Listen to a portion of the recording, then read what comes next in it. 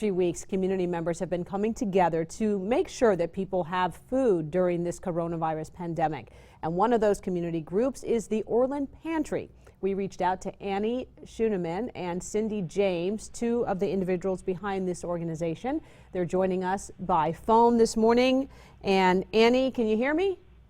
Yes, absolutely. Good morning. Good morning. Thank you so much for joining us. All right, so we have been talking a lot about food distribution locations, but the Orland Pantry, tell me about your organization and how can the community take advantage of this resource? We serve Orland, Artois, Capay, Hamilton City, and Ord Bend. Anyone within our service area can come into us for emergency food, and we supply it to them depending upon the number of people in their family. We're open Mondays 10 to noon and Wednesdays 3 to 5. People can also find more information about us on Facebook, Orland Pantry. Now, does anybody have to sign up in advance, or if there's just a family need or an individual need, they show up and you're there to help anybody? Under normal circumstances, they really don't need to sign up in advance. Right now, we're waiving the requirement for 2 proofs because of the situation, but normally we require a picture ID and a proof of residency. All right, let's talk a little bit about what types of items that an individual can receive, and how do you actually stock this pantry, and then once it's stocked, what do people get? Our food normally comes through our Simple Gesture program, which is an awful lot like Chico's blue bag. We call it the green bag. About 85% of our food comes from there. The rest is through local donations and food drives like the Pantry, Boy Scouts, Grocery Outlet has a Drive Against Hunger, things like that.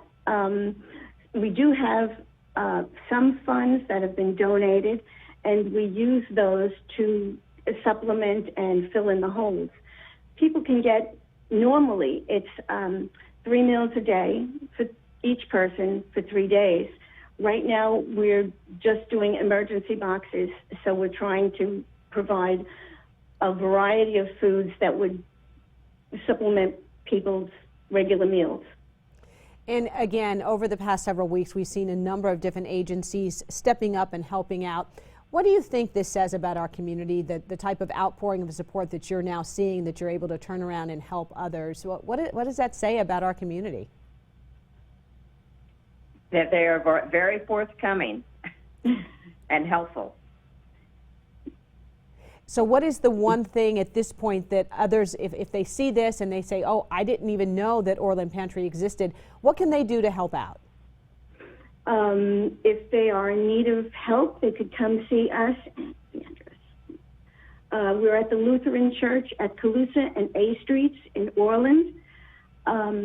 We are Monday from 10 to noon and Wednesday from 3 to 5. Right now, food being as limited as it is in some of our areas, we are asking for financial donations because that way we're able to work with some of the local grocery stores to get more bang for our buck. All right, this is a wonderful program, and again, for those of you out there who don't know about it, we're talking about the Orland Pantry. Annie and I'm drawing a blank this morning.